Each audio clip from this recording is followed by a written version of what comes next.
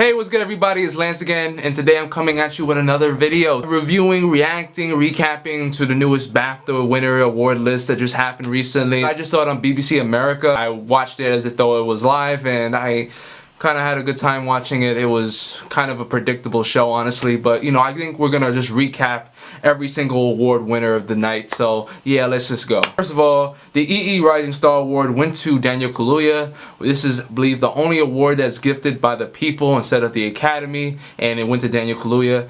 I honestly have no disagreements with this. Daniel Kaluuya was great in Get Out. He's just a great actor.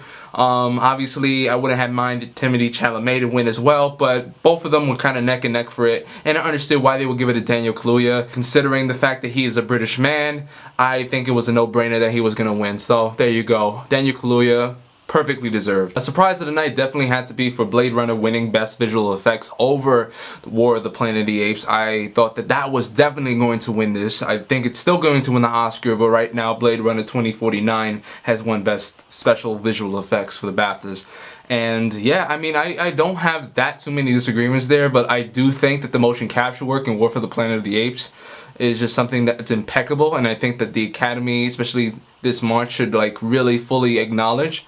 And I'm not at all saying that Blade Runner 2049 is technically up to par, but what I am saying is that War for the Planet of the Apes is definitely an achievement. So I don't know if they're necessarily going to just like blow it out the water. I think that it might be a close race, but I think that War for the Planet of the Apes will still win the Oscar. But congrats to Blade Runner 2049. Best Sound went to Dunkirk. I think everybody kind of knew this already. To war film, had great sound design, best sound mixing, best sound editing. It's just a great sounding film. All of Christopher Nolan's films have great sound, so that's no brainer, but this, obviously, Dunkirk took it. Best makeup and hair obviously went to Darkest Hour.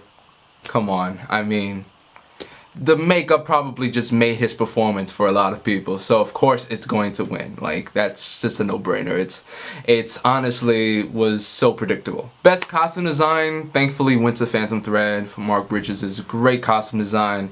His dresses, everything about that movie, particularly about the dresses, was amazing, and I love the film. I think it's one of my favorites of the year, and I'm so happy that it at least got recognition for the great costume design by Mark Bridges. He was great. He did a fantastic job, and he certainly deserved this award. Best production design went to Shape of Water. Obviously, I think it's going to sweep everything when it comes to production design. I think that's the highlight of the movie for me and a lot of people, and I can say this without a doubt, it will win the Oscar for Best Production Design. Best Editing came at a splendid surprise with Baby Driver winning. I was so happy when I found this out. Honestly, I jumped up. That was the only award where I kind of jumped out of my chair and was just like, wow. Like, honestly, I thought Dunkirk was going to win because I figured that was the favorite, but Baby Driver winning Best Editing, you know, when I first saw this film last June, I had no idea that it was going to like even get nominated for Best Editing. I was like, that is amazing editing. I thought that it was great, but I don't think that this is the kind of film that the Academy is going to go for. But now that it won the BAFTAs, I think that it might even have like a chance to become the front runner for Best Editing at the Oscars this year, and I hope that it happens, honestly. No offense to Dunkirk, it's one of my favorite films of the year as well, but Baby Driver's editing, I mean, come on. The way they were able to match everything with the music, superb. Blade Runner 2049 won Best Cinematography. Roger Deakins, I'm not too sure if he's won a BAFTA in the past, but Roger Deakins won this one, and obviously it was well deserved. I think he will win the Oscar for the first time, and he'll break his streak, so there's really no surprise there. I think he's the favorite all around. Best Original Score or Best Original Music in this particular category went to The Shape of Water for Alexander Desplat. I think that it was predictable in that sense. I would have gave it to Phantom Thread for Johnny Greenwood's score, or even Dunkirk, but you know, who knows. I think that, you know, Alexander Desplat is the front runner right now, and while it might not be an essential lock, I still think that he has an overwhelming chance to win, and quite frankly, I'm not too caring on this one, to be honest with you, but I would prefer Phantom Thread to win for Johnny Greenwood, but I don't think it will. For Best Supporting Actor, I think it was, honestly, everybody knew that Sam Rockwell was going to win this award. I mean, maybe his biggest competition was Woody Harrelson for the same film, or Willem Dafoe for The Florida Project, but to be honest with you, none of them have had the momentum that Sam Rockwell has going into this award season, and Sam Rockwell deserves it. He's a great guy. It's overdue for some recognition, and I feel like he will win the Oscar, so there you go. Best Supporting Actress, Allison Janney won. I thought they were going to give it to Leslie Manville. I really thought that since she was a British actress, they were going to give it to her. But Allison Janney, I guess, is just too likable not to give an award to. Laurie Metcalf was in the running as well, but I think that Laurie Metcalf has actually lost a lot of momentum since like the early start of this Oscar season, or this award season in general, and I understand why. Well, not kind of. I mean, like, I would prefer Laurie Metcalf or Leslie Manville to win, but I think that Allison Janney is an essential lock in this category. She will win, and you know, I don't really have any problem with that. Best Leading Actor went to Gary Oldman. Predictable. He's won everything. Virtually everything. The Golden Globe, the SAG, now he's won the BAFTA. If he doesn't win the Oscar, then that's just something that's unheard of, I don't think. I think everybody usually who wins a SAG and a BAFTA the same year wins the Oscar. So Gary Oldman is definitely going to win the Oscar this year. It's a shame. I mean, I kind of wanted Daniel Kaluuya to win. I want, you know, Timothée Chalamet to win. And I want Daniel Day-Lewis to win. But it just doesn't look good for either of those candidates. So I don't really know what to say. But yeah, Gary Oldman looks like he's gonna win for sure now. Leading Actress, Frances McDormand, I think she deserves it. Obviously, I would have loved to see like Saoirse Ronan win, or maybe even a Margot Robbie win, but at the end of the day, Frances McDormand gives one of the best performances I've seen in a while in Three Billboards Outside Ebbing, Missouri. I recently saw it again, and I didn't mind it as much as I first saw it. So I feel like Frances McDormand is honestly the best thing about that movie, and if she didn't win, then that wouldn't have made any sense considering all the love Three Billboards, the film itself, has been getting. Frances McDormand won. What could you do? And I, you know, she deserves it very much so. Best Adapted Screenplay went to Call Me By Your Name by James Ivory. I thought that this was a lock for sure, and it is a lock for the Oscars, and I think I'm just going to leave it at that. Original Screenplay, you know, I've always envisioned this as like a three-way race between Get Out, Lady Bird, and Three Billboards Outside Ebbing, Missouri. And obviously, it went to Three Billboards Outside Ebbing, Missouri. I had predicted this kind of for the BAFTAs, and I still have it predicted for the Oscars. And, you know, I don't know what to say. You know, obviously I would love Jordan Peele to win. I would love Greta Gerwig to win. I saw her in the audience, she was kind of crying. But at the end of the day, you know, I guess Three Billboards, the power of that screenplay, the power of the film itself, is just too much to bear. So they're going to award it everything they can. And I guess they're going to give it Best Adapted or Best Original Screenplay. And I guess we'll just have to live with that. But you know what? Good job, Martin McDonagh. Good job. Director, Shape of Water. Again, I mean, well, I mean, like, it's predictable. Everything that I've kind of predicted has come true.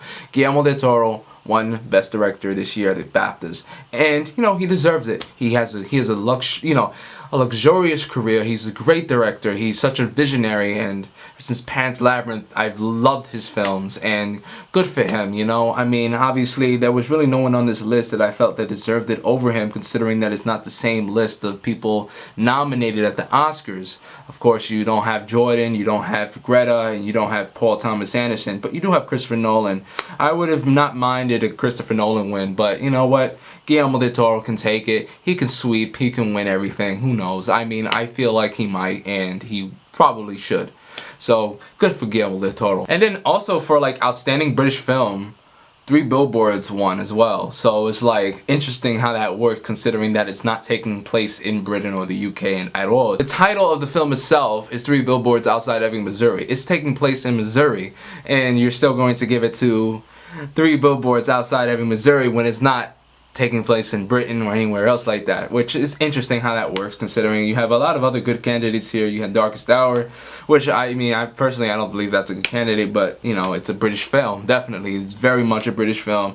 You know, Lady Macbeth I loved as well, but it's not getting anything, to be honest with you. Paddington 2, I haven't seen yet, but I heard it's great. God's Own Country, same thing with Death of Stalin. Heard they're all good, but Three Billboards Outside of Missouri seems to be like the Forrest Gump of this year. Like, no one's gonna stop this movie, and Obviously, it proved that again with Outstanding British Film. Best Animated Film went to Coco.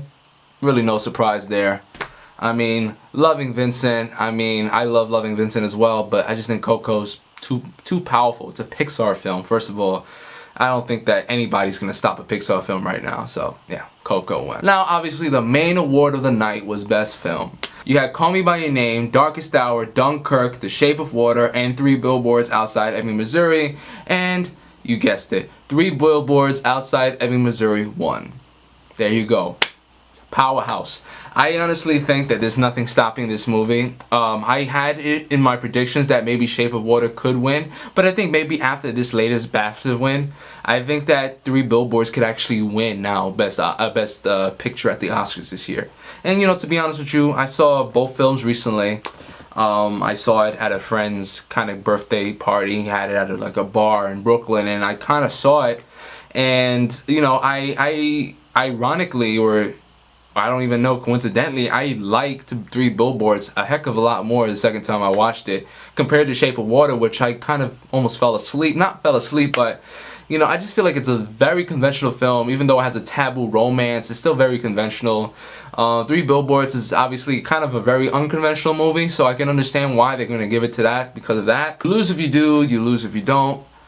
I just think that Three Billboards Outside of Missouri, you know, it's a decent film, has a good message, great performances all around. The Three Billboards is being used as a theme now, you know, in mainstream media as a tool to advocate for like gun control and all of these different topics, I believe, online that I've been seeing. So I think it has some cultural impact. It has some heavy weight to it, and I think that ultimately it's going to win, I think. Because now I think The Shape of Water, sure, it has a message of outsiders going against the man, but at the same time, it doesn't necessarily do it in an obvious way. It's very conventional. It's more of like a romance between a sea creature and a mute woman than anything else. And obviously with the stereotypical villain. So I think that, you know what I mean? Like, yeah, Three Billboards probably will just sweep everything, and you know, I guess we'll just have to live with that. That's kind of like my recap, my reaction, my say and my opinions towards this whole thing. The BAFTAs, I believe, are the last major award show before the Oscars, which comes out on March 4th on ABC. I'm going to watch it. I'll be there. I'm going to do a reaction to that as well. Give my take and hopefully there's like some sort of upsets that happen, but as of right now it doesn't look like there is going to be any upsets this Oscars. And you know what, let me know what you guys think in the comment section below. Write who you think will win Best Picture, write who you think will win and should win certain awards at the Oscars. Also, write who you thought should have won the BAFTAs. I would love to read your thoughts. Also, if you like what you saw, please like this video. It really helps me out. Also, subscribe, because obviously you need 1,000 subscribers now to get monetization. And you know, who knows? Chasing after 1,000. That's basically what we're doing here. Thank you guys so much for watching. New videos coming soon. And yeah, you guys have a great week. I'll talk to you guys later. I'm Lance Thompson.